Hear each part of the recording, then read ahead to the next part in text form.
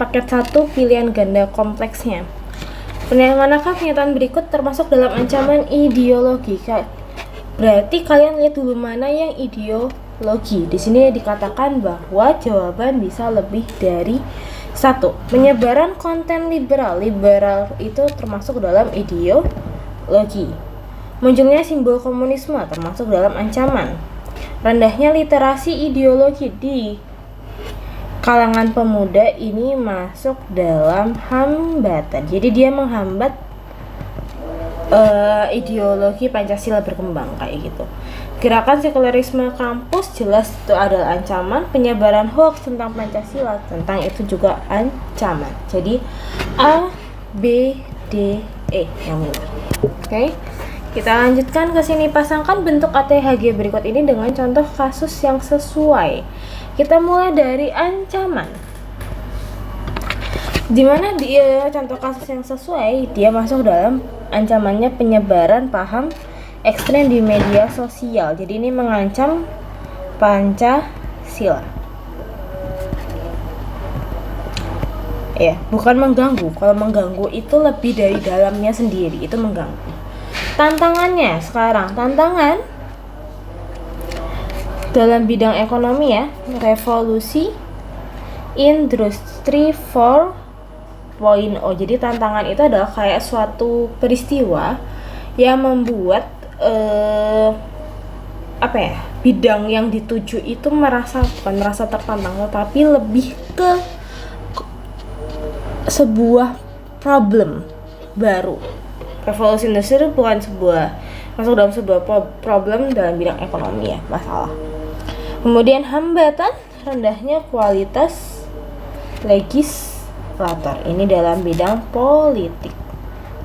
Ini menghambat politik. Jadi kalau hambatan itu jelas dari dalam sendiri kayak gitu.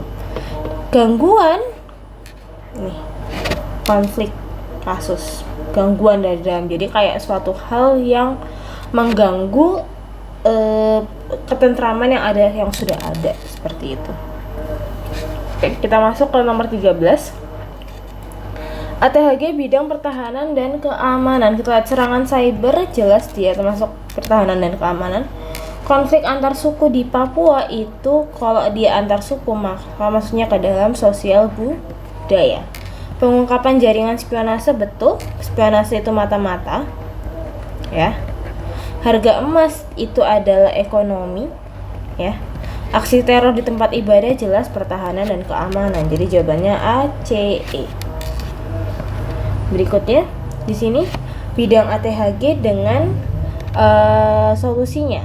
Kalau kita ideologi maka kita cari mana yang termasuk dalam ideologi, yaitu A3. Penegakan hukum terhadap penyebaran ideologi berbahaya. Ekonomi, maka kita cari yang berkaitan dengan ekonomi, yaitu yang 4. Reformasi birokrasi, digitalisasi UMKM. Politik, peningkatan literasi politik. Dan yang terakhir pertahanan dan keamanan, penguatan diplomasi pertahanan. Nomor 15. Pernyataan berikut benar atau salah? Komunisme sejalan dengan sila keadilan sosial? Tidak ya. Gerakan separatisme termasuk tantangan pertahanan? Bukan. Dia bukan tantangan tetapi dia ancaman. Ya. Globalisasi adalah tantangan ideologis? Yes, betul. Jadi tantangan itu kan kayak suatu yang tadi saya bilang, peristiwa yang mampu memunculkan masalah itu sendiri. Sekularisme ekstrem bisa jadi gangguan? Enggak. Ini harusnya ancaman.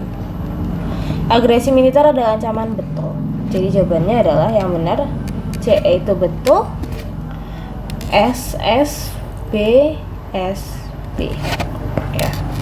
Ini penyebaran ideologi anti Pancasila melalui media sosial termasuk dalam bentuk ATHG. Kalau udah penyebaran itu masuk dalam ancaman. Minimnya literasi ideologi di kalangan pemuda disebut sebagai literasi ideologi. Dia suatu hal yang bisa menghambat proses pengenalan ideologi itu sendiri, maka masuk ke dalam hambatan.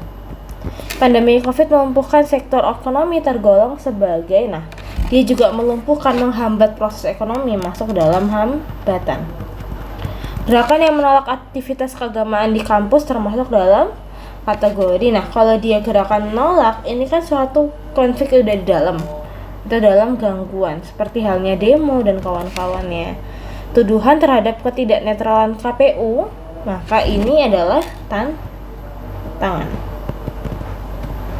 Yang pencetus bakal munculnya konflik kayak gitu. Oke, kita lanjutkan nanti di video berikutnya untuk paket soal 2.